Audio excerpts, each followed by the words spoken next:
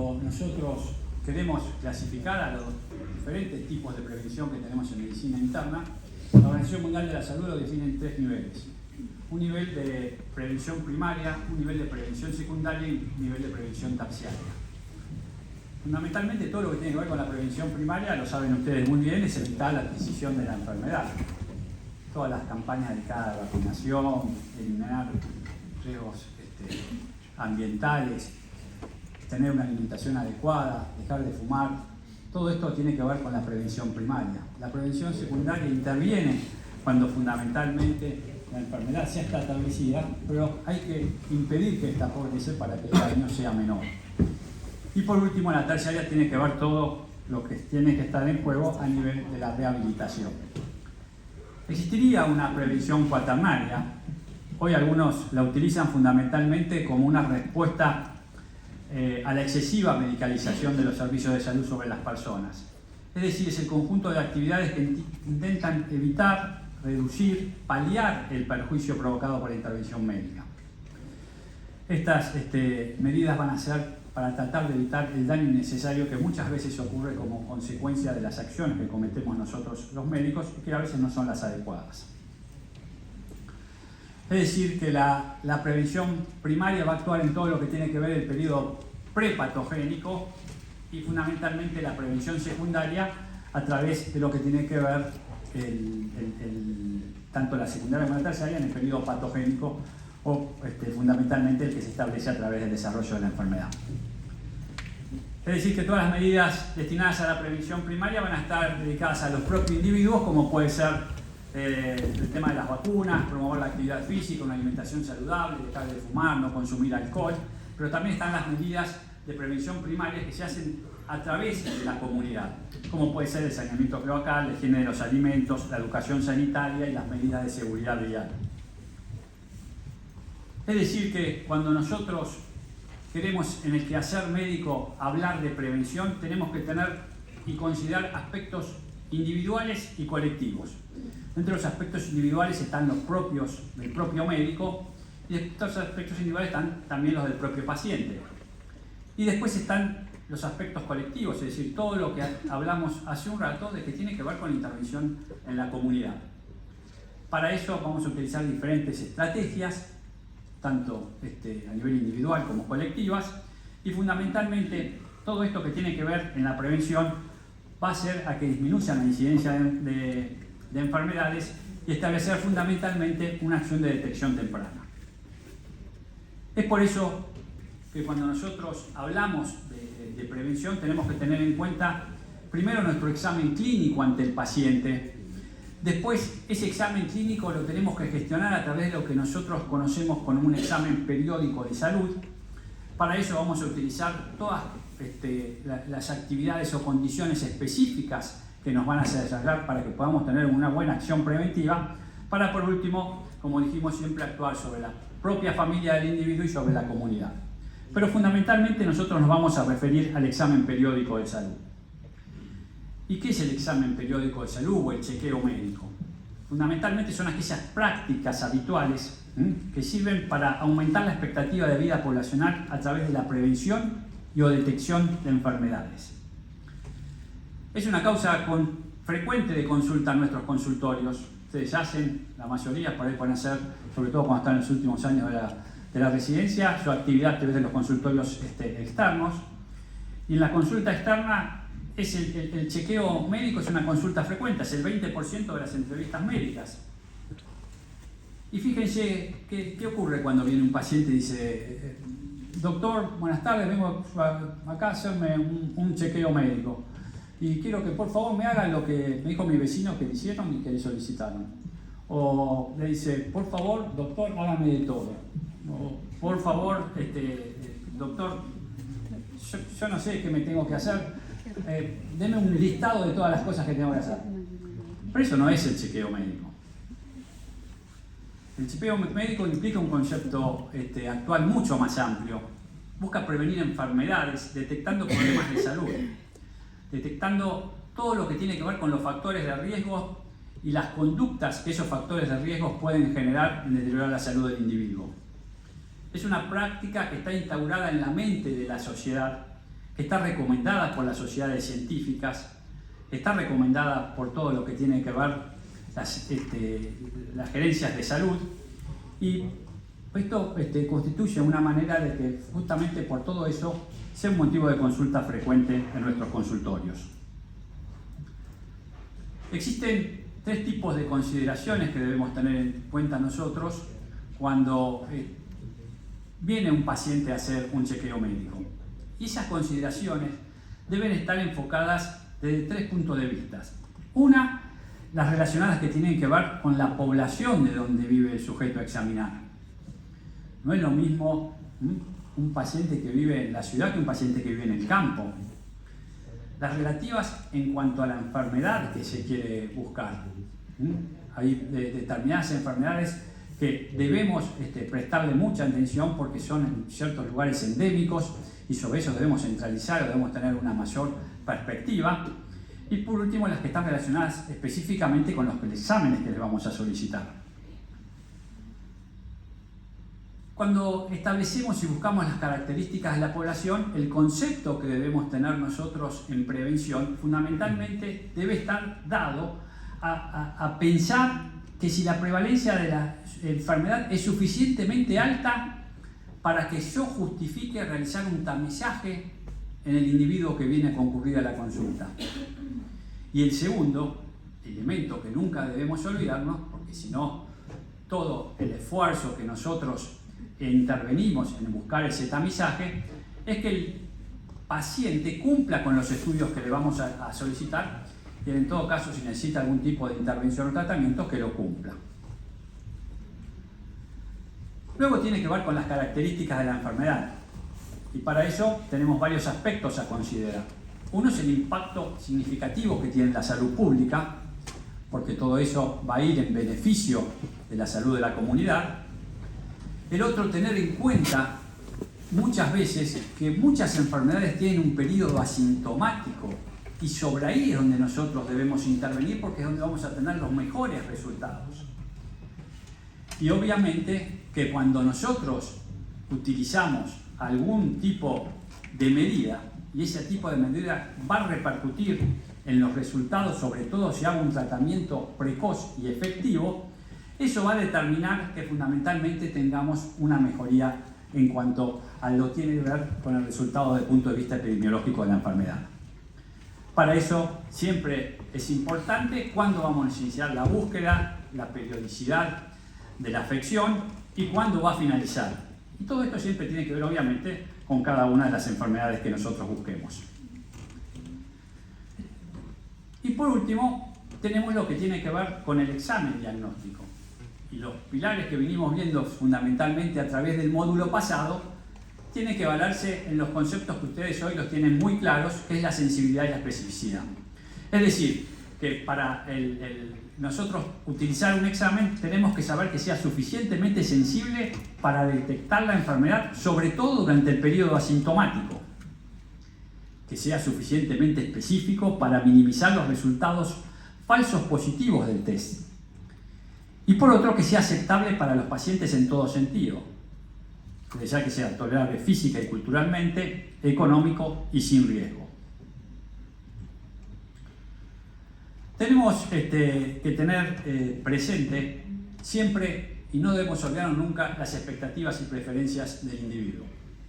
Esto lo vemos a menudo en el consultorio, fundamentalmente cuando viene un individuo adulto, mayor de 50 años, de 60 años que viene a la consulta y se viene a hacerse para el chequeo clínico, y si uno tiene que considerar que fundamentalmente por arriba de los 50 años la incidencia del cáncer colorectal aumenta.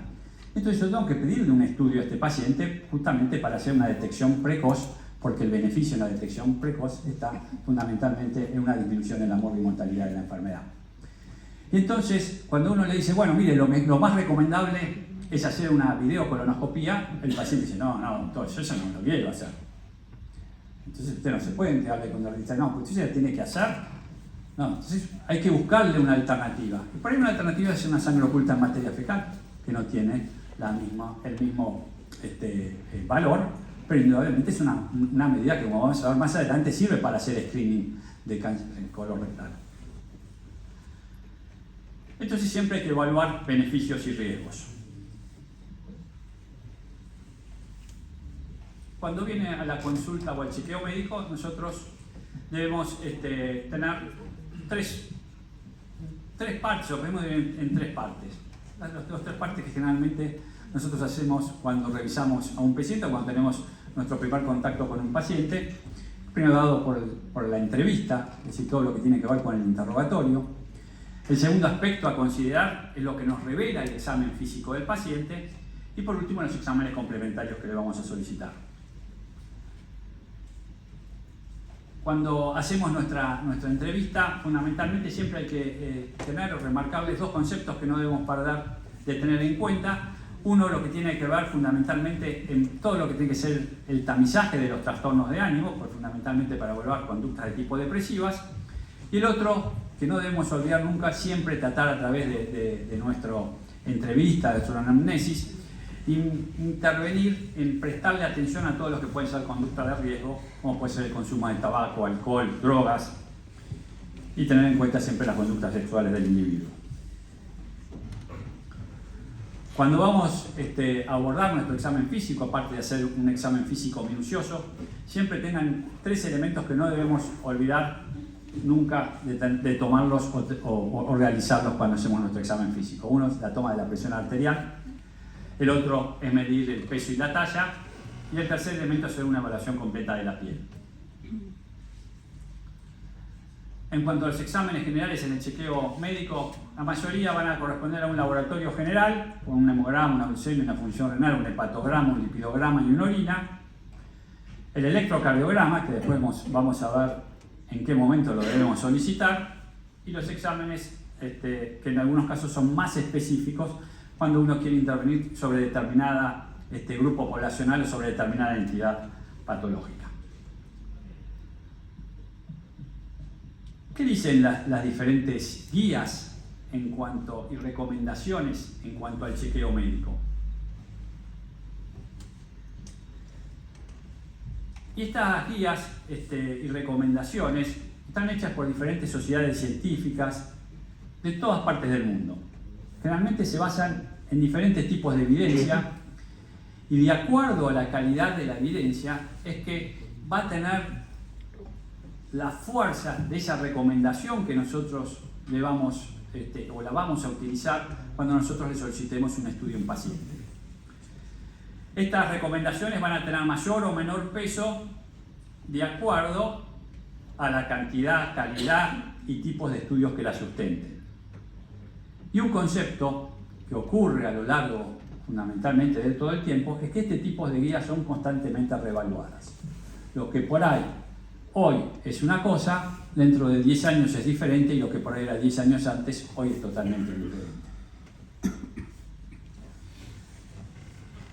Y hay muchas sociedades científicas de todas partes del mundo. Hoy fundamentalmente yo me voy a guiar por lo que dice la Fuerza de Tareas de Servicios Preventivos de los Estados Unidos, la Task Force, para tomarla como hegemónica en cuanto a las guías y recomendaciones. Pero están múltiples, como las guías NICE de Inglaterra, como las guías canadienses. Tenemos después todas las sociedades nuestras acá que tienen sus diferentes guías y valor. Y fundamentalmente estas guías que establecen medidas de dirección fundamentalmente a prevenir el desarrollo de enfermedades, eliminación, factores de riesgo, fundamentalmente tienen tres etapas en el desarrollo de estas guías. Una que es la indagación mediante un cuestionario, la otra es fundamentalmente la aplicación de las medidas preventivas que vamos a hacer nosotros en nuestra población, y el tercer punto, todo lo que tiene que ver con la educación para la salud. Cuando nosotros intervenimos a través de la utilización de una guía mediante un cuestionario, fundamentalmente lo que vamos a buscar a través de ese cuestionario, que nos va a servir para poder determinar una conducta, fundamentalmente tiene que ver con los antecedentes patológicos personales. Sobre esto no me voy a extender, lo mismo que sobre los antecedentes familiares. Pero sí me voy a detener un poquitito en cada una de la aplicación de las medidas preventivas que nosotros debemos tener, porque es lo que nos interesa de acuerdo a la charla de hoy. Y para eso, entonces, tengamos el concepto de los diferentes grados de recomendación, porque es lo que fundamentalmente nos va a dar mayor validez a la hora de solicitar una medida o un estudio en un paciente. Decimos que las recomendaciones pueden ser de 5 tipos. Una recomendación de tipo A, donde fundamentalmente la intervención en los pacientes tiene una buena evidencia de que van a mejorar de manera importante los resultados de su salud. Es decir, los beneficios de utilizar una medida de tipo A van a ser siempre ampliamente mayor que los riesgos de no utilizarla. Una recomendación de tipo B tiene también el mismo beneficio, supera el beneficio al riesgo, pero ya la evidencia no es tan buena como la de tipo A, es una evidencia moderada. Cuando una recomendación es de tipo C, tanto lo que está a favor o como está en contra de la recomendación se encuentran en iguales situaciones. Es decir, los beneficios son muy similares a los riesgos. Una recomendación de tipo D es que nosotros no la recomendamos, o mejor dicho, la guía no la recomienda, está en contra. Es decir, los riesgos superan a los beneficios. Y por último está la de tipo I, en lo que quiere decir que la evidencia es insuficiente para hacer algún tipo de consideración.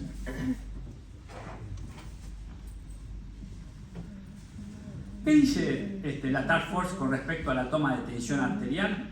Fundamentalmente que siempre se debe realizar pruebas de detección de hipertensión en adultos de 18 o más años, cada vez que consultan al consultorio. Es una tarea que nosotros la debemos hacer, una recomendación de tipo A.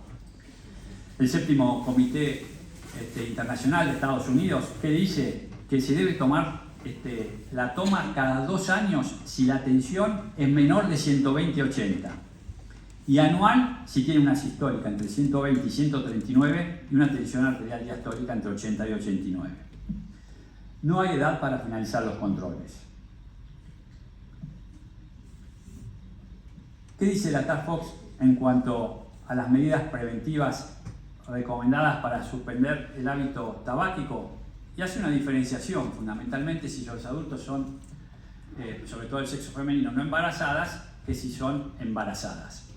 Cuando son adultos masculinos, tanto como las adultas mujeres no embarazadas, aparte de aconsejar sobre todo lo que tiene que ver con disminuir y dejar de fumar, fundamentalmente abandonar el hábito tabáquico, pueden sugerirles diferentes técnicas o tratamientos farmacológicos.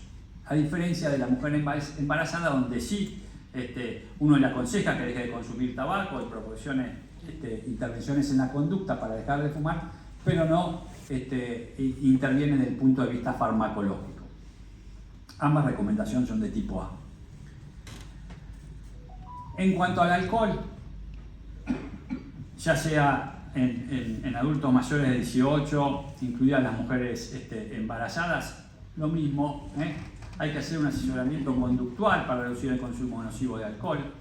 Esto lo manda como una recomendación de tipo B.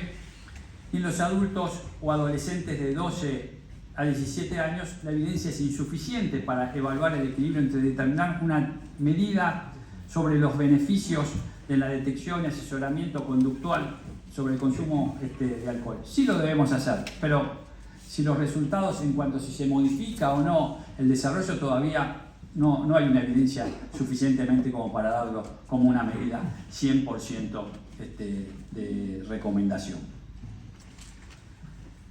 Recuerden que la recomendación en cuanto al consumo de alcohol es no consumir más de un trago al día si es una mujer y no más de 2 si es un hombre. Hacemos siempre la consideración de lo que es un trago, porque un trago, claro, entonces por ahí se viene un copón así, y entonces sí, tomé un trago, pero no es lo que tiene valor. Un trago, tengan en cuenta que no es lo mismo también en los diferentes tipos de bebidas. Un trago se define como 350 mililitros de cerveza, 150 mililitros de vino o 45 mililitros de un licor fuerte que puede ser un ron, un whisky, un vodka, un fernet que hoy toman tanto los adolescentes. Otra medida que debemos recomendar es detección de aneurisma de aorta abdominal sobre todo en aquellos hombres de 65 a 75 años que alguna vez hayan fumado. En ese tipo de pacientes, hacer una ecografía abdominal en la búsqueda de detección de aneurisma aorta abdominal es una buena recomendación, porque es una recomendación de tipo B. Sobre esto un poco conversamos en el módulo de patología de la mujer, con lo que tiene que ver el cáncer de cuello uterino. Recuerden que es el cáncer más frecuente en las mujeres, tiene una incidencia aproximadamente de 660.000 casos nuevos por año y una mortalidad muy importante de 350.000 muertes en el año 2022. Fundamentalmente este tipo de tumores se ve más en los países que tienen un ingreso bajo o mediano y que siempre es importante tener el antecedente de la infección por el HPV. Por eso la vacunación profiláctica es una medida que nosotros debemos tener en cuenta y que bueno, hoy está instituido en muchos de los planes de vacunación. ¿Qué dice la Task Force en cuanto a las recomendaciones de la detección del cáncer de cuello uterino? Que fundamentalmente se debe hacer cada 3 años a través de un PAP en mujeres de 21 a 29 años. El Task Force dice que no tiene en cuenta si tuvo o no tuvo relaciones sexuales previa la mujer, como sí hay otras guías que dicen que en aquellos casos que las mujeres hayan tenido relaciones sexuales antes de los 21 años, se debe iniciar fundamentalmente luego de 3 años el comienzo de la detección del cáncer de cuello uterino a través del Papa Nicolau. Establece que esta detección a partir de los 30 a 65 años se puede hacer también a través del Papa Nicolau cada 3 años, pero si nosotros lo hacemos con prueba de detección del virus del papiloma humano, eso lo podemos extender cada 5 años. Y recomienda no realizar pruebas de detección de cáncer de cuello uterino a mujeres mayores de 65 años si los previos fueron negativos o no pasé factores de riesgo para desarrollar cáncer de cuello uterino. En cuanto a las recomendaciones de la detección de cáncer de mama, la Task Force recomienda hacer una mamografía cada 2 años para mujeres de 40 a 74 años como una recomendación de tipo B. Pero todo eso no dicen todas las sociedades científicas. La Sociedad Estadounidense del Cáncer sugiere que las mujeres de 45 a 54 años se hagan pruebas de detección anualmente y que las mujeres de 55 años o más pueden hacerse pruebas de detección cada 2 años, pero se les puede dar la oportunidad, si se lo quieren hacer con una decisión mutua, de hacerlo anualmente. En cambio, el Colegio Estadounidense de Radiología y la Sociedad de Imágenes de Mama recomiendan que las mujeres con riesgo promedio se realicen mamografías de detección anuales a partir de los 40 años. Que recomienda que las pruebas de detección continúen después de los 74 años sin límite de edad superior, a menos que existan comorbilidades graves que limiten obviamente la expectativa de vida.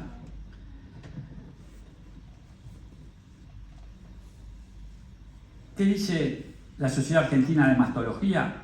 Recomienda hacer una mamografía anual a partir de los 40 años a todas aquellas mujeres asintomáticas con estudios clínicos normales y sin antecedentes de enfermedad. Esto cambia en aquellas pacientes que tienen antecedentes de cáncer de mama en familiares de primer grado, o sea, madre, hermana, en donde ahí se recomienda hacer una mamografía 10 años antes de la edad de aparición o de detección del cáncer en el familiar más cercano.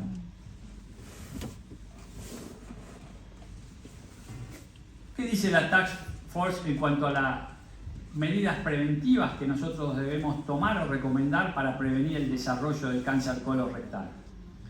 Y ahí establece que en aquellos adultos de 50 a 75 años es recomendable hacer un cribado a través de una sangre oculta en materia fecal anual. Esta ya puede ser a través de la prueba inmunoquímica fecal o la prueba de ADN en heces. Esto se debe hacer en forma anual. Si no, está la posibilidad de hacer una rectosigmoidoscopía flexible o una colonoscopía virtual por tomografía cada 5 años o una colonoscopía cada 10 años. Es una recomendación de tipo A. Esto en individuos que no tienen ningún tipo de lesión, ningún tipo de antecedentes. En adultos de 45 a 49 años hay que tener en cuenta que aparecen 20 casos nuevos de cáncer colorectal por cada 100.000 personas de 40 a 49 años. Por eso, en este tipo de pacientes se podría intervenir y sería una recomendación con una buena evidencia, con moderada evidencia, pero con una recomendación a tener en cuenta. Es una recomendación de tipo B. Los adultos entre los 76 y 85 años indica que el beneficio neto de realizar pruebas de detección a todo este grupo de edad es pequeño. Por lo tanto, en este tipo de individuos se debe considerar la salud general del paciente, el historial de pruebas de detección previas, es decir, si tuvo en algún momento algún tipo de pólipo, ya sea un pólipo hiperplásico o no, y siempre tener en cuenta en este tipo de pacientes la recomendación del paciente. Igual esto es una recomendación de tipo C, es decir, que a veces los beneficios y los riesgos todavía no hay mucha diferencia entre usarla o no usarla.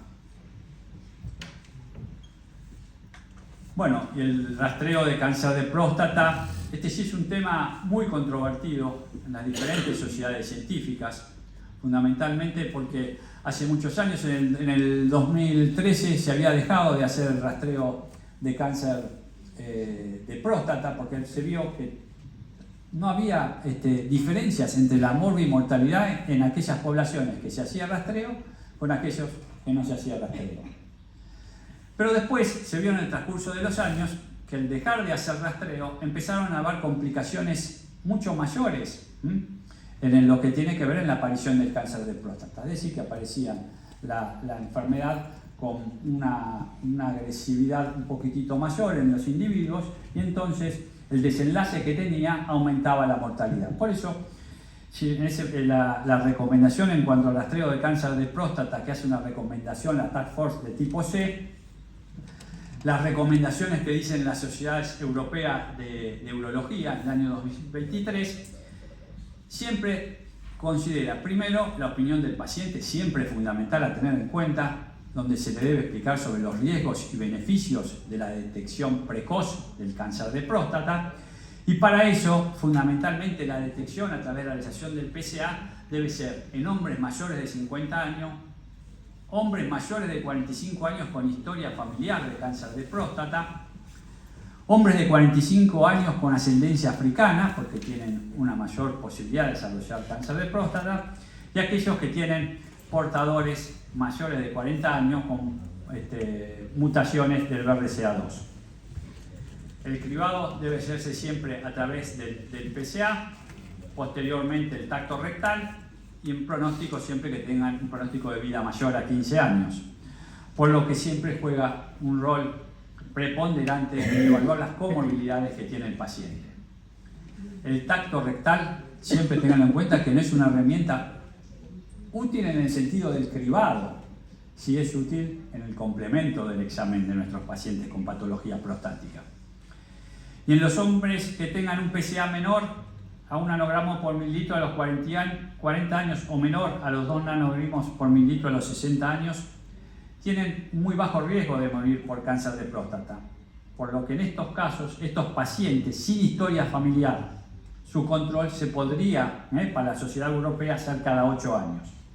Al contrario, los que tienen valores mayores en cuanto a PSA, tanto a los 40 como a los 60 años, deben tener un seguimiento cada 2 años. ¿Qué dice la guía de la Sociedad Americana de Urología? Fundamentalmente que todo hombre debería realizarse un PSA entre los 45 y 50 años, que se debe adelantar a los 40-45 años en hombres que tienen un riesgo aumentado, ya sea porque tienen antecedentes familiares, ya sea porque tengan ancestros de raza negra, porque tengan mutaciones. En ese tipo de pacientes se debe hacer el screening a partir de los 40 años. Siempre se debe hacer con un PSA, antígeno prostático específico en primera instancia, y siempre después completar con el tacto rectal. Y también establece lo mismo, que el tacto rectal no debe ser un método de cribado. La guía americana recomienda la realización del cribado cada 2 a 4 años en hombres entre los 50 y los 69 años de edad.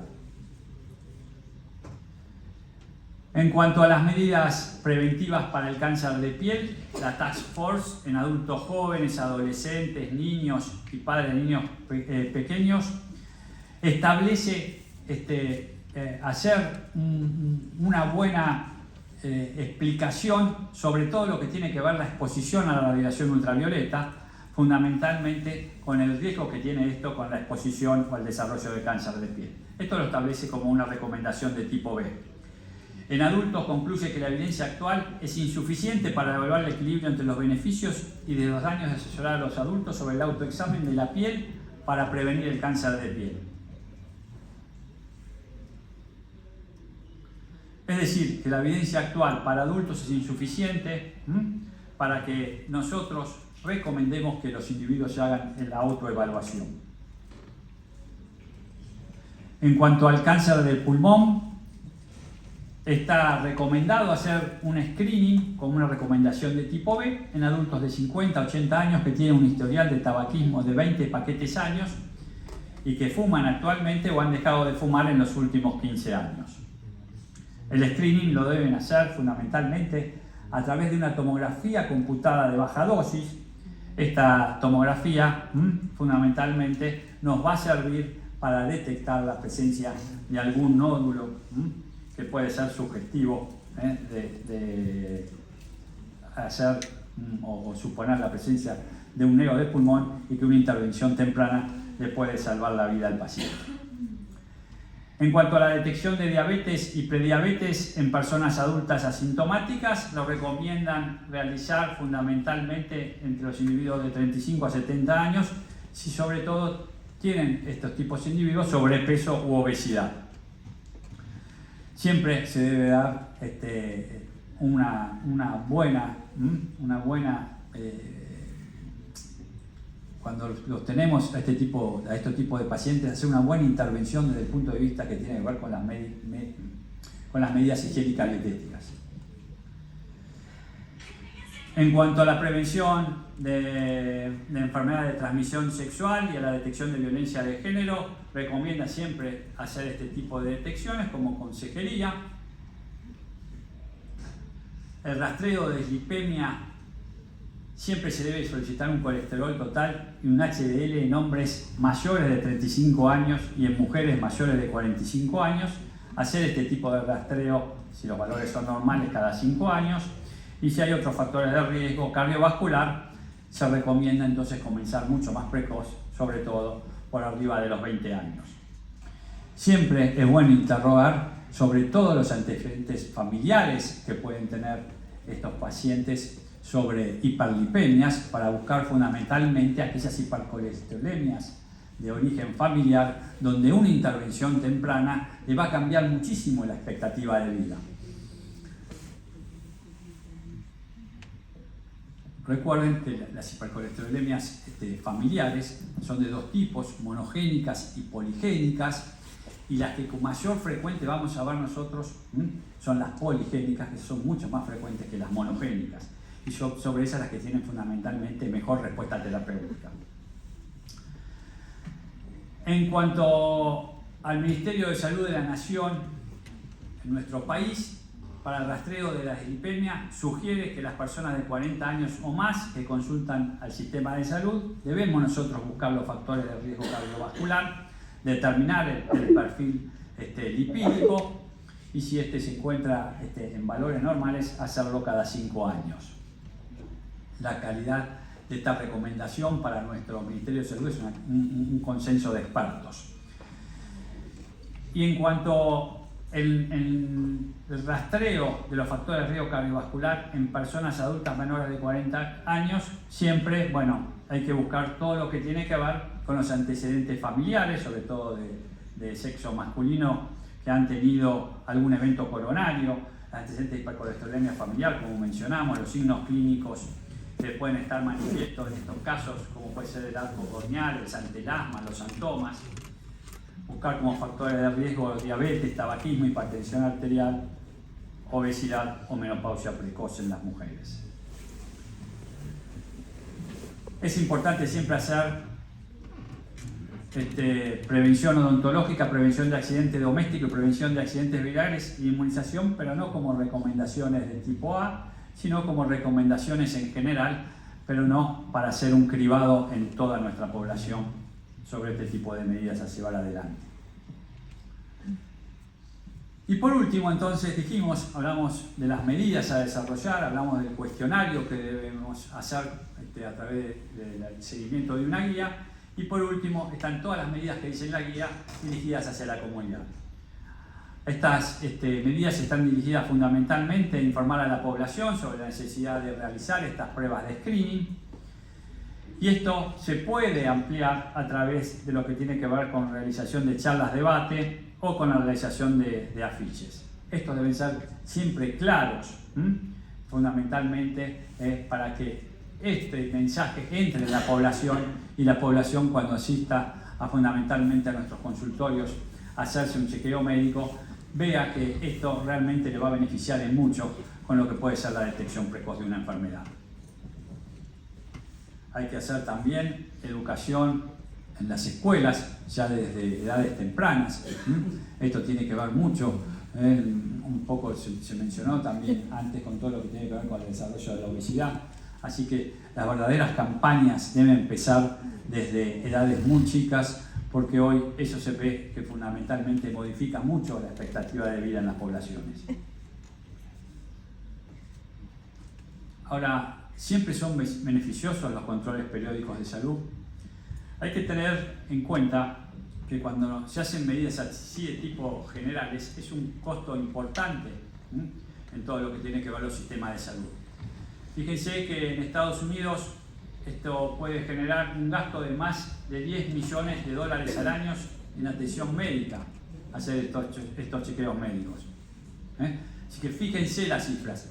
Si nosotros no tenemos una indicación precisa, no tenemos un buen fundamento, las medidas de origen masiva no pueden ser beneficiosas. Y esto tiene algún aspecto, cierto basamento, porque fíjense que hubo una revisión realizada por Cochrane en el año 2012 sobre controles generales de salud en adultos para reducir la morbilidad y la mortalidad por enfermedades. Se hizo una revisión sistemática y un metaanálisis con 16 ensayos. Una población importante, casi 200.000 participantes.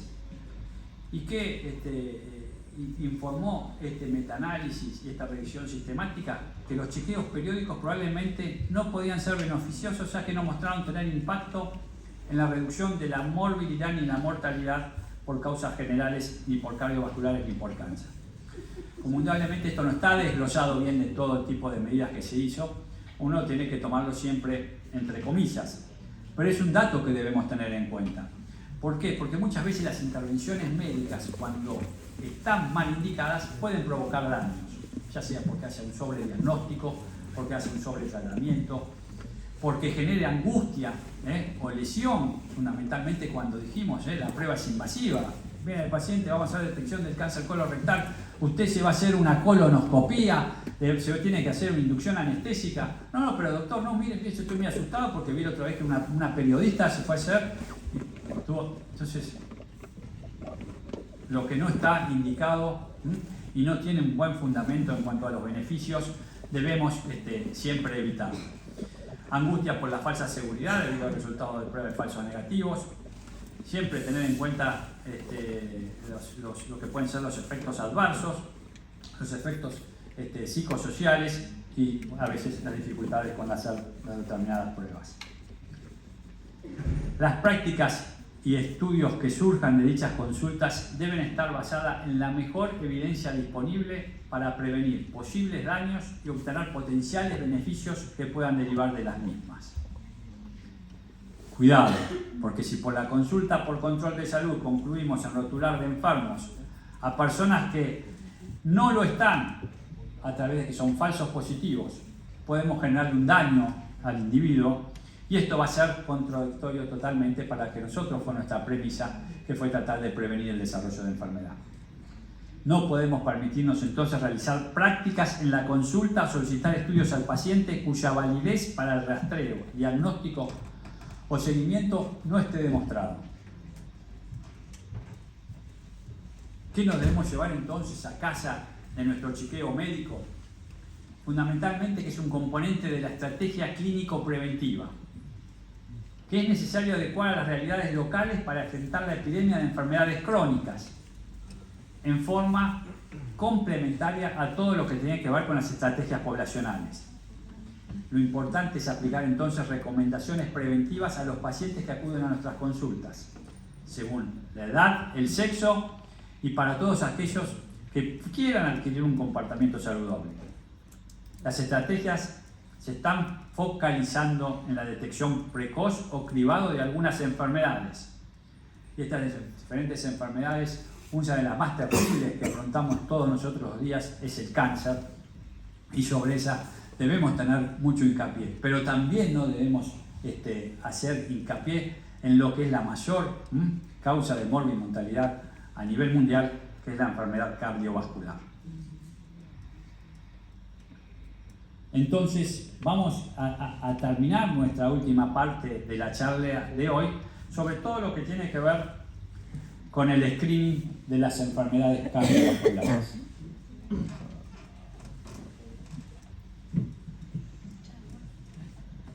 Esta es una gráfica que a mí yo hablo mucho sobre todo lo que tiene que ver la hipercolesterolemia, y la muestro mucho en muchas de mis conferencias, porque está bien marcado todo lo que tiene que ver con la mortalidad y la morbilidad cardiovascular. Fíjese en el gráfico que está sobre este lado de la pantalla, que habla de la mortalidad.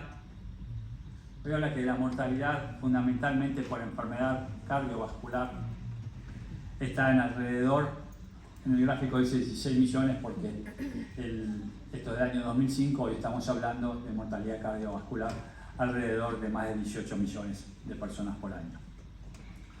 Pero fíjense en el otro gráfico cómo los diferentes factores de riesgo juegan un rol determinante. Y estos factores de riesgo sobre los cuales nosotros tenemos la posibilidad de intervenir, porque está la presión elevada, está el colesterol elevado, está el sobrepeso y el sedentarismo. Son situaciones en las que nosotros, a través de una intervención, nosotros podemos generarle un beneficio muy importante a los pacientes. Recuerden entonces que la principal causa de mortalidad a nivel mundial lo constituye la enfermedad cardiovascular. Como dijimos, 18 millones de personas mueren por año. Estima aproximadamente el 32% de la población. En nuestro país, las enfermedades cardiovasculares causan por año un estimado de 100.000 muertes y más de 150.000 enfermedades coronarias y accidentes cerebrovasculares. Todo eso, fíjense cómo repercute después en lo que tiene que ver las secuelas que dejan, el altísimo costo que deja todo esto para lo que es la economía de un país. En el desarrollo de la enfermedad cardiovascular, recuerden que el concepto básico, que ya al principio de 1900 estaba descrito, está dado por el desarrollo de la placa de ateroma. Cuando esta placa de ateroma tiene algún tipo de complicación, fundamentalmente es lo que va a generar los fenómenos trombóticos. Y fíjense cuando se desarrollan los fenómenos trombóticos, cómo esta aterotrombosis significa un cambio en la expectativa de vida. Fíjense que no es lo mismo un individuo que es totalmente sano, cómo se acorta la expectativa de vida cuando ese individuo ha tenido un accidente cerebrovascular. Es decir, se acorta en 12 años.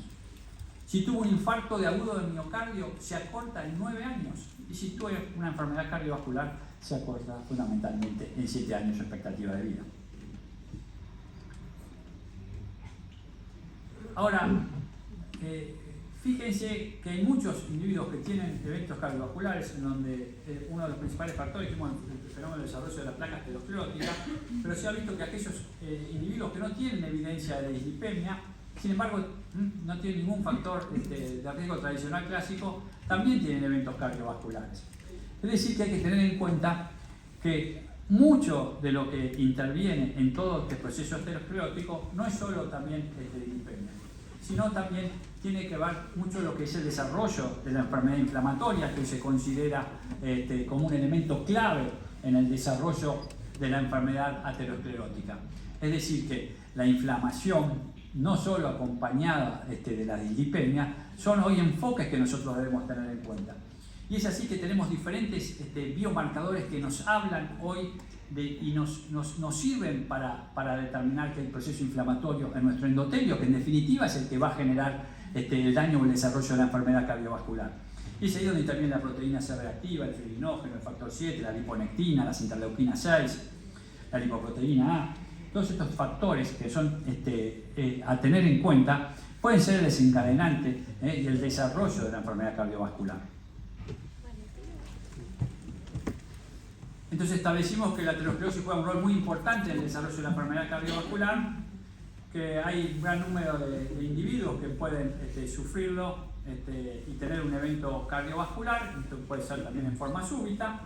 Por eso es importante saber cuál es el riesgo cardiovascular que tiene cada individuo. Y entonces, ¿qué es el riesgo cardiovascular? Es la probabilidad de que ocurra un evento cardiovascular en una población definida en un periodo de tiempo. Generalmente tomamos de 5 a 10 años. El factor de riesgo cardiovascular es cualquier situación cuya presencia en un individuo se asocia con una probabilidad aumentada de padecer una enfermedad cardiovascular.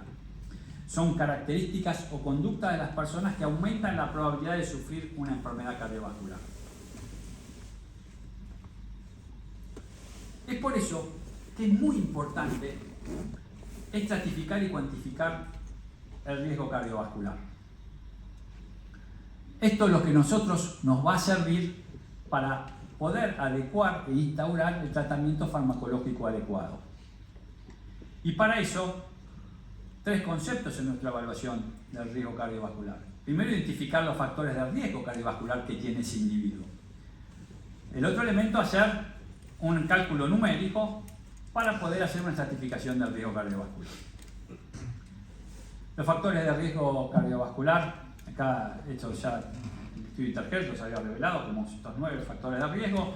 Recuerden que hay 3 que no son modificables, que son los antecedentes familiares, el sexo y la edad. Eso no lo podemos modificar, pero nosotros sí podemos intervenir sobre los otros factores de riesgo cardiovascular, como la diabetes, el tabaquismo, la hipertensión arterial, las dislipemias, el sobrepeso, el sedentarismo y el estrés.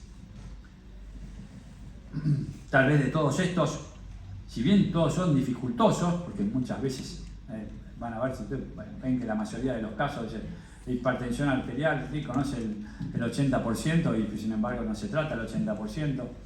El paciente sabe que está con sobrepeso, pero sin embargo sigue teniendo una alimentación poco saludable. Sabe que el tabaco hace mal, pero fuma, ¿no? Que por ahí es más dificultoso de poder tratar de resolver es el tema del estrés. Y el estrés ha aumentado mucho, sobre todo en nuestro país, ha aumentado mucho en los últimos años. Tal vez las malas políticas económicas tienen su intervención en la salud de nuestra población. Hoy ha aumentado mucho más la enfermedad cardiovascular, ha aumentado más la mala alimentación, ha aumentado más el sedentarismo y ha aumentado más el cáncer. Bueno, para poder entonces hacer screening de enfermedad cardiovascular es importante saber el riesgo cardiovascular. Para eso podemos hacer 2 maneras de calcularlo, cualitativa y cuantitativamente.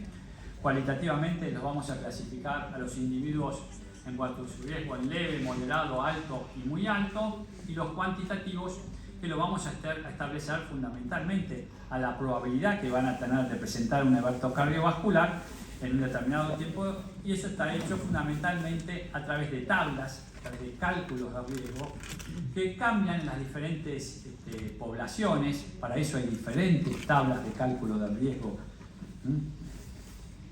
Y es así que la mayoría van a estar o van a tener como método de referencia estos cálculos de riesgo a lo que tiene que ver la ecuación de riesgo de Framingham.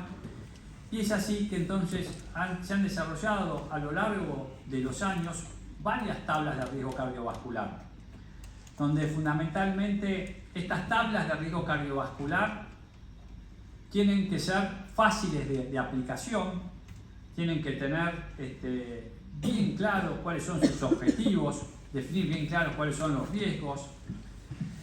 Debe tener algunos conceptos como excluir muchas veces factores de riesgo importantes como pueden ser los antecedentes de enfermedad coronaria, y siempre tener en cuenta que hay diferencias en las diferentes poblaciones. Fíjense que en el año 2013 la Asociación de Hipertensión Arterial y la Asociación Americana de Cardiología establecieron guías para traducir fundamentalmente lo que tenía que ver la reducción de los valores de colesterol para mejorar el riesgo cardiovascular, tomando diferentes factores, como puede ser el sexo, la edad, la raza, el colesterol total, el HDL de colesterol, la presión arterial sistólico, si hubieran estado con tratamiento para la presión arterial, la diabetes y el tabaquismo. A todo esto le daba un puntaje, se llenaba y le daba el resultado de cuál era el riesgo que iba a tener el paciente. Es así que todo esto directamente se marca, hoy en día todo está en los celulares. Nosotros no la vamos a utilizar porque tenemos otra guía que utilizamos más que la Organización Panamericana de la Salud. Pero las guías europeas establecían también fundamentalmente diferenciación en aquellos países que tenían una mayor muerte cardiovascular o una menor muerte cardiovascular, y establecían diferentes factores a tener en cuenta. Y es decir, fíjense que lo que es en rojo es lo que va a tener mayor riesgo, es decir, aquellos individuos que son fumadores, que tienen presiones más elevadas, y eso lo ubica dentro de lo que marcan los diferentes gráficos, y uno ahí puede establecer un score. Dentro de ese score es lo que nos va a dar la posibilidad de desarrollo de riesgo de enfermedad cardiovascular fatal en las poblaciones que pueden ser mayores a un 15% hasta menores del 1%. Bueno, esto es en otra población, fundamentalmente en aquellos países que tienen una alta mortalidad, como cambia y se modifica. Esto tiene que ver como las guías europeas, donde hablan fundamentalmente de riesgo muy alto, alto, moderado, bajo. Yo me voy a detener en cada una de las guías, pero lo que quiero que entiendan es el concepto, que de acuerdo a donde uno lo estratifiquemos es fundamentalmente donde va a tener el individuo un riesgo más alto y donde nosotros debemos tener a la hora de buscar una intervención terapéutica un objetivo totalmente diferente. Porque no es lo mismo un individuo que tenga un riesgo cardiovascular muy alto, en donde nuestra intervención debe ser muy agresiva, que aquel que tiene un riesgo cardiovascular muy bajo. Y es así que establecen estrategias de intervención, como dijimos, de acuerdo al riesgo cardiovascular que tiene el paciente. Si buscamos nosotros tener un valor, concepto, pensando que la mayor beneficio se ha visto en el desarrollo de la aterosclerosis, en bajar los niveles de colesterol como principal blanco terapéutico, uno puede considerar que aquellos individuos que tienen muy alto riesgo terapéutico, esto está en la guía del 2011, hoy se habla ya fundamentalmente de tener un LDL por debajo de los 55 miligramos por decilitro, con un paciente de muy alto riesgo. Pero un paciente que tiene un riesgo mucho menor, no tengo que llegar a ese valor del colesterol. Y hay otras guías que utilizan diferentes aspectos a la hora de determinar el riesgo cardiovascular, el desarrollo de evento cardiovascular, porque toman otros parámetros, como puede ser esta que tiene que ver, la que vimos, la del estudio Framingham, donde establece el sexo, la edad, la presión arterial sistólica, el tratamiento para la hipertensión, la diabetes y el HDL. Hay otras que ya empiezan a agregar otros elementos a la hora de estratificar el riesgo, como puede ser la medición del calcio de las arterias coronarias mediante tomografía. U otras guías, como el score de Reynolds, que utiliza fundamentalmente la proteína C reactiva.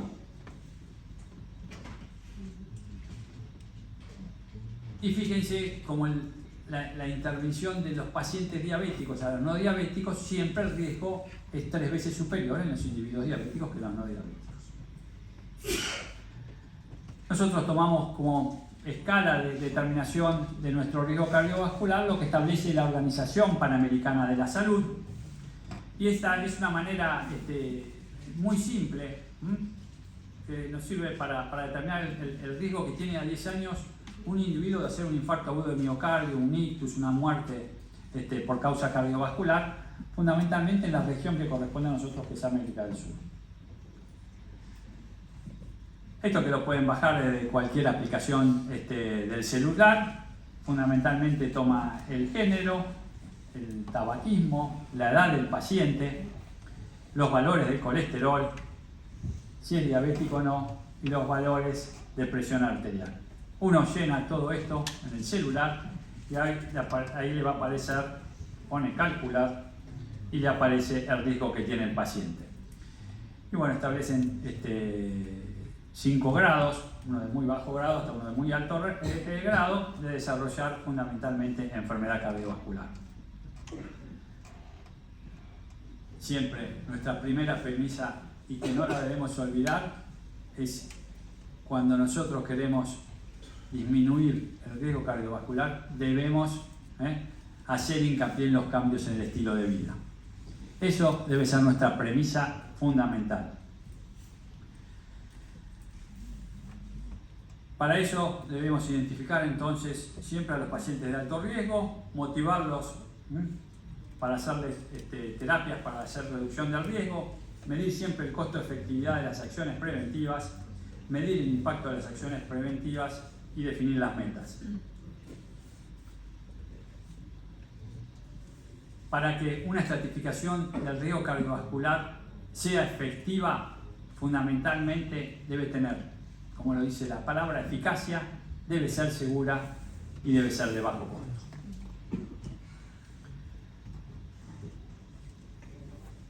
Ahora, ¿qué pruebas debo yo realizar para realizar un chequeo cardiológico en la búsqueda fundamentalmente de alguna alteración cardiológica o enfermedad cardiovascular establecida? Para eso voy a buscar siempre igual la presencia de los factores de riesgo cardiovascular, porque no es lo mismo un individuo que sea diabético que no lo sea, voy a buscar un individuo que sea fumador que no lo sea, voy a buscar que el paciente tenga antecedentes de hipertensión arterial, de dislipemia y obesidad o de sedentarismo. Y no olvidamos nunca de investigar sobre los antecedentes familiares, porque eso puede ser fundamentalmente un elemento a tener en cuenta al desarrollo de la enfermedad cardiovascular precoz. La mayoría de las guías van a recomendar evaluar el riesgo cardiovascular y para eso debemos entonces integrar siempre la edad, la etnia, el sexo, el tabaquismo, la presión arterial, los niveles de lípidos como modelos de predicción de riesgo. No está recomendado la utilización de los nuevos biomarcadores, como puede ser la proteína C reactiva, la polipoproteína, los marcadores de protrombina, los marcadores subclínicos de aterosclerosis, como índice tobillo-brazo, score de calcio de la arteria coronaria y el Doppler de vasos de cuello para determinar el grosor de las placas carotídeas. Son elementos que no los vamos a utilizar en forma generalizada. Sí van a tener por ahí sus indicaciones precisas en determinadas situaciones utilizar estos estudios y estos biomarcadores, pero no para hacer una política generalizada.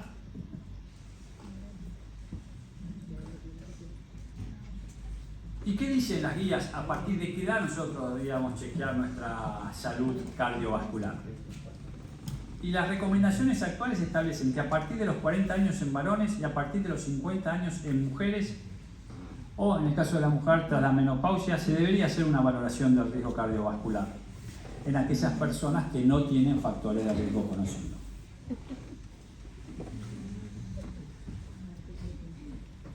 Fíjense que cambian en los diferentes tipos de guías, los diferentes tipos de recomendaciones en cuanto al cribado de riesgo cardiovascular en lo que tiene que ver con la atención primaria. Cambian en los modelos de predicción, en la evaluación si yo tengo que usar estatinas, no tengo que usar estatinas, si tengo que usar aspirina, no tengo que usar aspirina. Lo mismo en la medicación de antihipertensivos. Es decir, que las diferentes guías a lo largo de los años se han modificado y han establecido diferentes variaciones en cuanto a la detección o no de determinados factores de riesgo cardiovascular. En cuanto a la detección o la realización de un electrocardiograma como medida preventiva de enfermedad cardiovascular, volviendo a nuestra Task Force en el año 2018, establece que en los adultos con bajo riesgo de eventos cardiovasculares no está recomendado la utilización de electrocardiograma en reposo o en ejercicio para prevenir eventos de enfermedad cardiovascular. Esto en individuos asintomáticos con bajos riesgos de eventos cardiovasculares.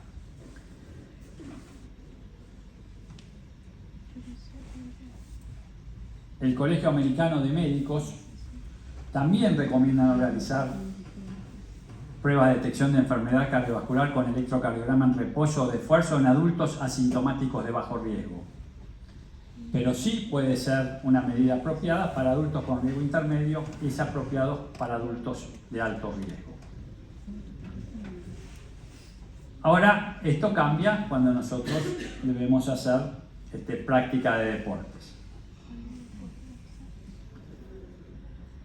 Bueno, como ustedes saben, la muerte súbita constituye siendo la principal causa de muerte en atletas y adultos jóvenes durante el ejercicio y los deportes. ¿Cuál es el objetivo primario nosotros del screening cardiovascular en la práctica deportiva? Tratar de identificar aquel que puede tener un desorden cardíaco que me puede predisponer a la muerte súbita. Fundamentalmente en el intento de mitigar el riesgo a través del manejo centrado en el paciente y la enfermedad, obviamente, que genera ese riesgo de poder desarrollar muerte súbita. La mayoría de las organizaciones médicas y los órganos deportivos recomiendan o apoyan el screening cardiovascular previo a la participación de deportes. Ahora, sobre esto hay mucha controversia. En qué es lo que le debemos solicitar a estos individuos a la hora de practicar un deporte.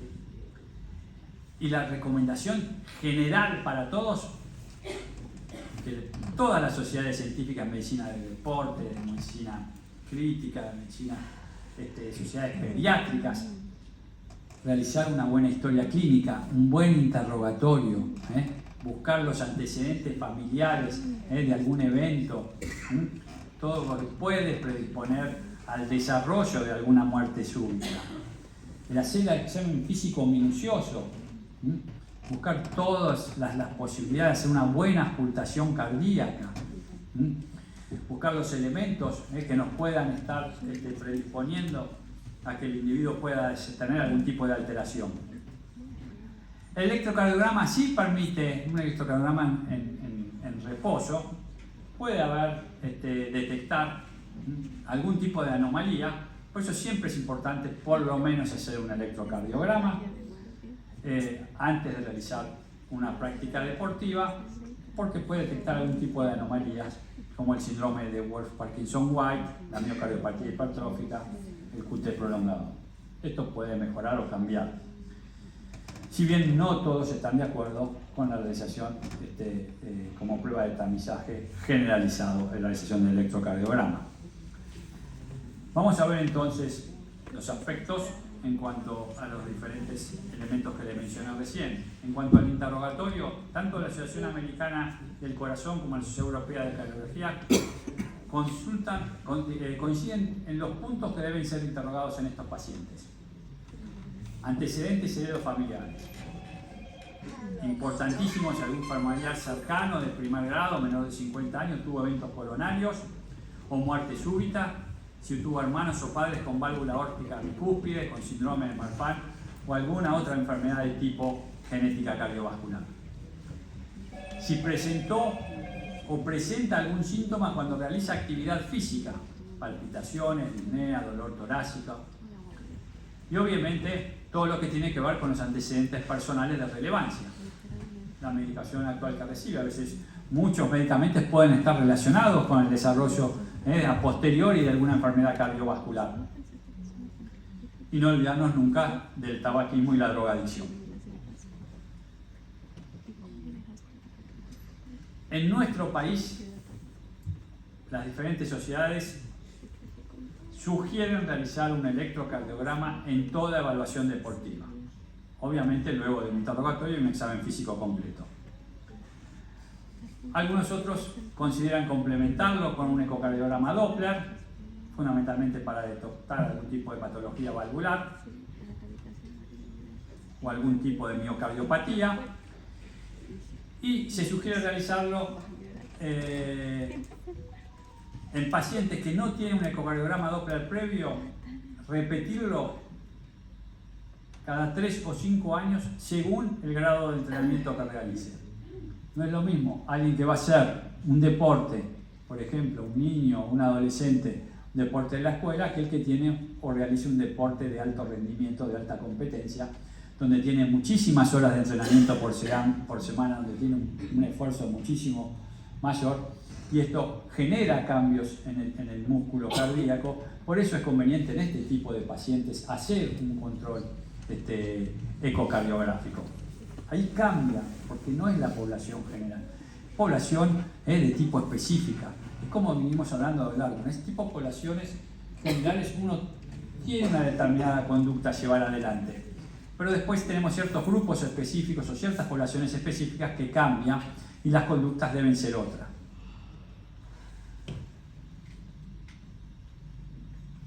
No se recomienda la realización de una prueba ergométrica graduada en la evaluación inicial básica de un deportista recreacional menor a los 35 años. Obviamente que no presente ningún factor de riesgo. Obviamente, si hay algún tipo de sospecha o hay alguna patología isquémica, debe realizarse la prueba ergométrica. Una vez evaluado, obviamente, bien el individuo. La mayor prevalencia de enfermedad coronaria en deportistas mayores de 35 años, que tengan al menos un factor de riesgo, hace que esta actividad física de intensidad moderada sea una indicación de realizar una prueba ergométrica periódicamente. Este estudio fundamentalmente siempre hay que tratar de que alcance el esfuerzo durante el deporte el cual entrena. Ahora, entonces en los atletas de alto rendimiento, ¿qué estudios deben realizarse y con qué periodicidad? Se podría clasificar el alto rendimiento en relación a la cantidad de horas por semana que el deportista invierte en su actividad. Ya que tiene que tener más de 6 horas por semana. A veces tienen muchísimas horas por semana. En estos tipos de deportistas es muy importante hacer un seguimiento más cercano de los espesores y diámetros cardíacos con ecocardiograma, prueba ergométrica, y esta podría ser anual o cada 2 años. Vamos a hacer, para finalizar, una mención especial, porque hoy ha cambiado mucho el screening que tiene que ver en la enfermedad cardiovascular a raíz del COVID.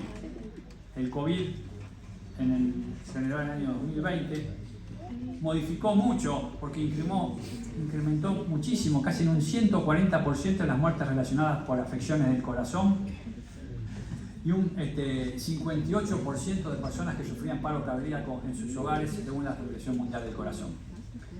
Esto fundamentalmente modificó un poco por el tema que hubo en ese momento el aplazamiento de las citas o retraso o todo lo que tuvo que ver con los controles, pero también lo que tiene que ver en las alteraciones propias que ha generado fundamentalmente el COVID sobre el sistema inmune, sobre el proceso inflamatorio, sobre el efecto procoagulante que ha generado el COVID en los individuos, sobre la afección del músculo cardíaco.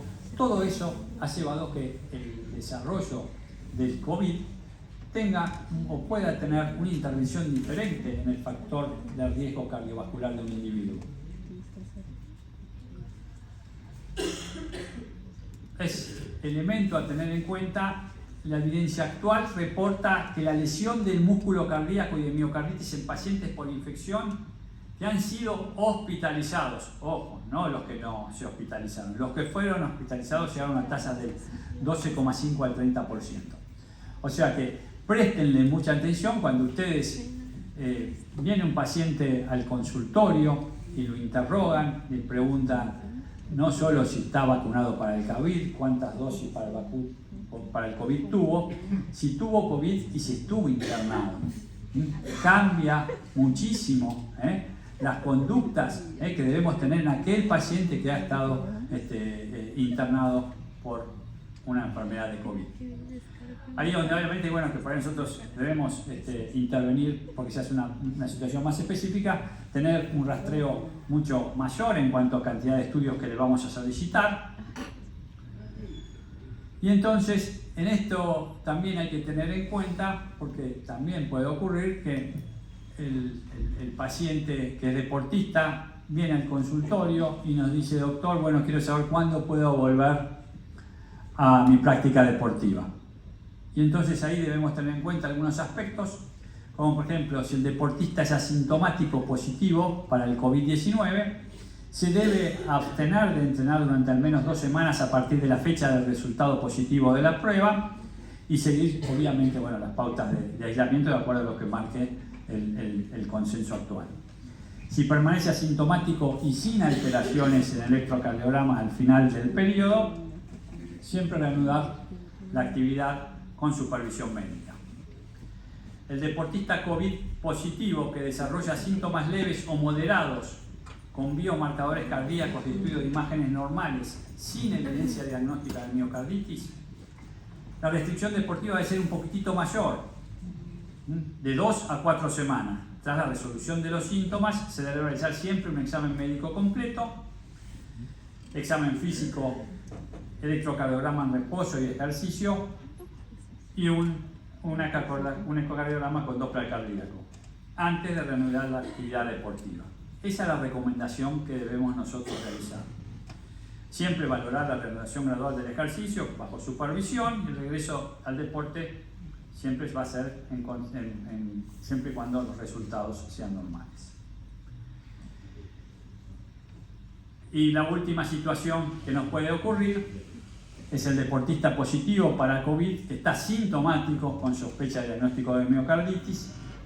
En este tipo de pacientes, importante, le debemos restringir la práctica de deporte durante un periodo mayor, el cual debe ser de por lo menos 3 a 6 meses.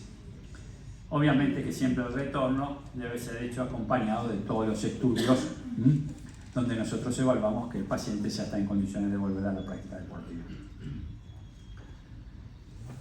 Bueno, y con eso terminamos.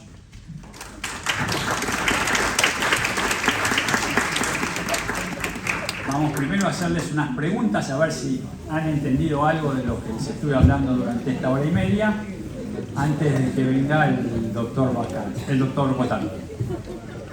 Natalia, ¿me pones las preguntas?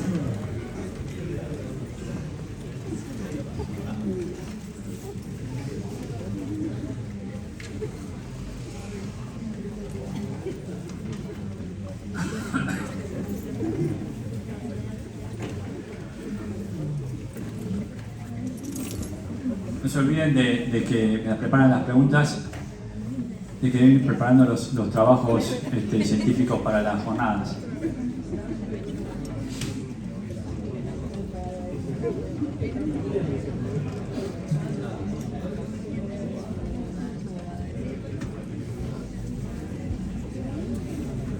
Bueno, veamos un poquitito en cuál de las siguientes corresponde una medida de prevención primaria.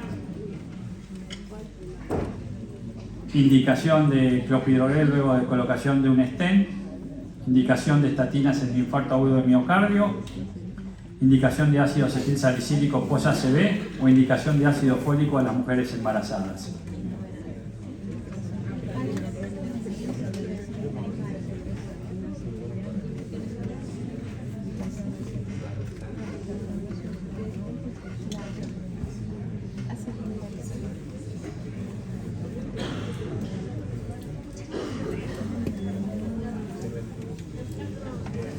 Natalia, no me aparece el reloj.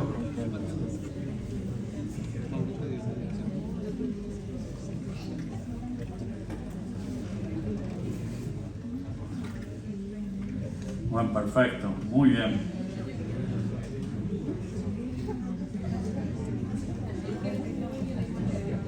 el 9% que puso indicación de estatinas en el infarto agudo de miocardio.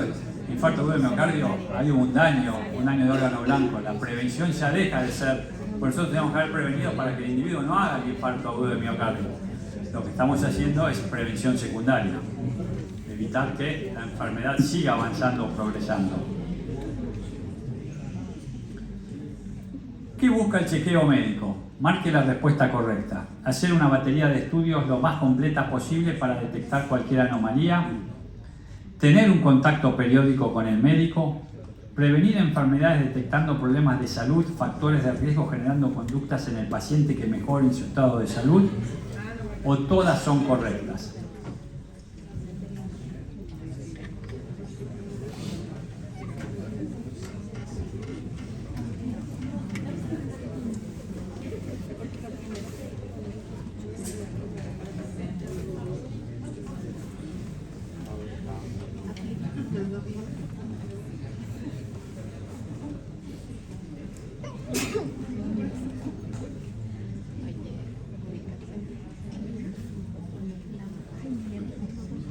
Bueno, muy bien, la amplia mayoría contestó correctamente.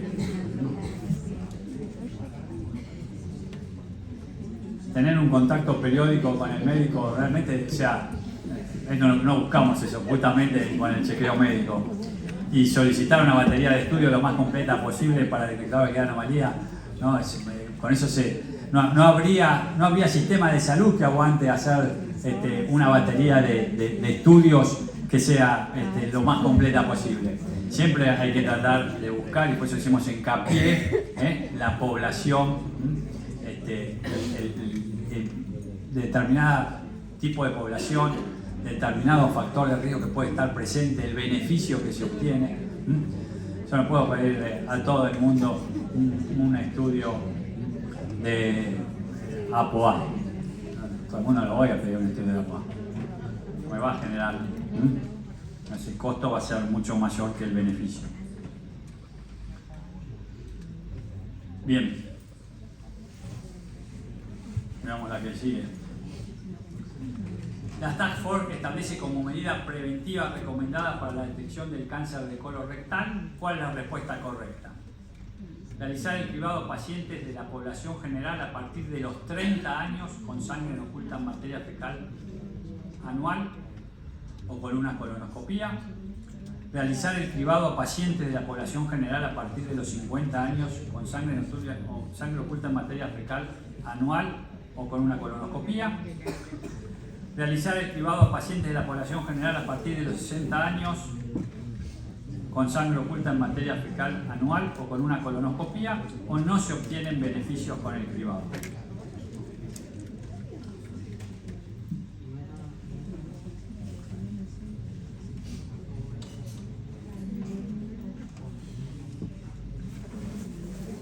Recuerden que hoy tenemos la sesión científica. Tienen que estar, es una actividad que forma parte del curso y previene el Sanatorio Güemes a presentar un caso clínico.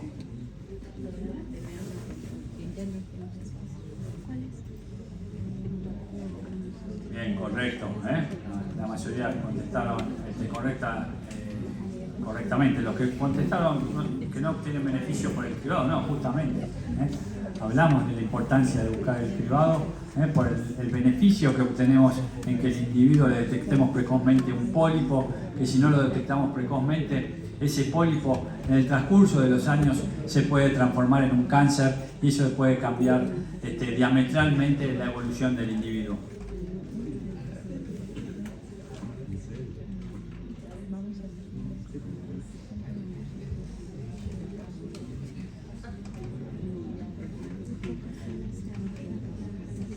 Dentro de los factores de riesgo cardiovascular, ¿cuál de los siguientes es modificable? ¿La edad, los antecedentes hereditarios, el sobrepeso o el sexo? No pueden contestar mal esto, El sexo. Si lo contestan mal, pido después que me den el aparatito del que contestó mal.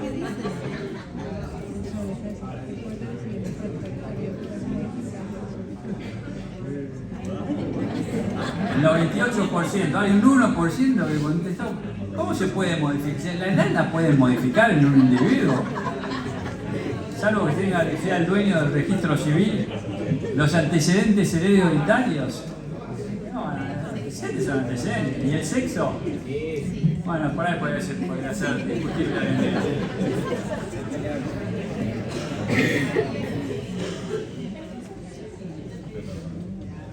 Pero no el sexo. Muy bien, doctora Ariana.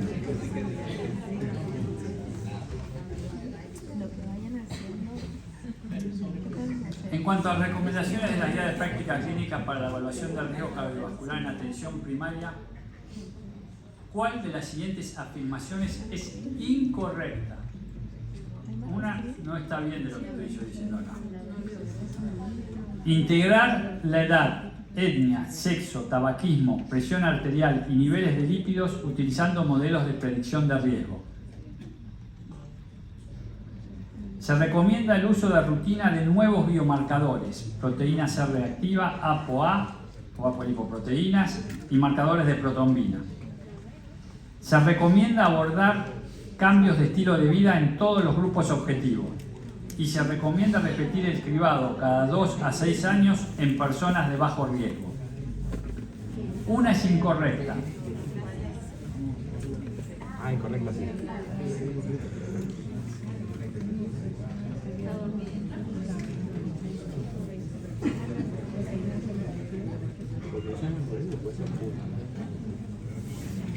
Fundamentalmente tener en cuenta que la última opción es en personas de bajo riesgo, pero que pasa un tiempo y por ahí se pueden cambiar. Entonces, ojo a tener en cuenta eso.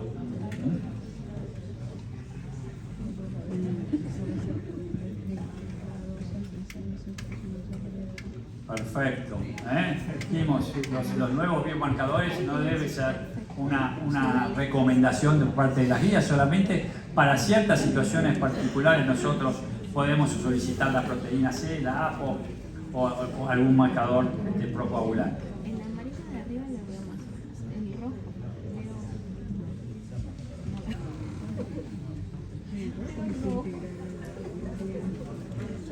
¿Cuál es la recomendación para mayores de 35 años con al menos un factor de riesgo cardiovascular para que se realice actividad física de alta intensidad? ¿Cuál es la recomendación para mayores de 35 años con al menos un factor de riesgo cardiovascular para que realicen actividad física de alta intensidad? Realizar un buen interrogatorio de examen físico, realizar un buen interrogatorio, examen físico y un electrocardiograma, realizar un buen interrogatorio, examen físico, un electrocardiograma y una ergometría, o realizar un buen interrogatorio, examen físico, un electrocardiograma y una coronariografía.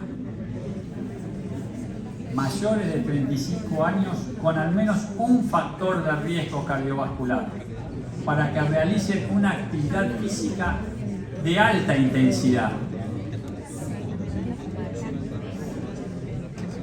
¿Le dirían que haga solamente interrogatorio y examen físico? ¿Le agregarían un electrocardiograma o le agregarían un electrocardiograma a una ergometría? Lo último, bueno, si ya quieren ser una coronariografía.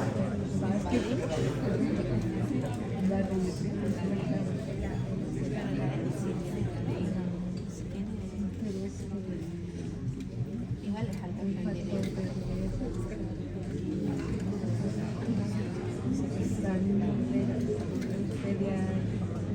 Bueno, la mayoría contestó bien, pero hay un porcentaje que puso un buen interrogatorio, examen físico y un electrocardiograma.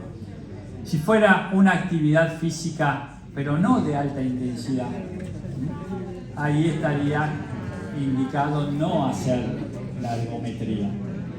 Por eso les remarqué la alta intensidad.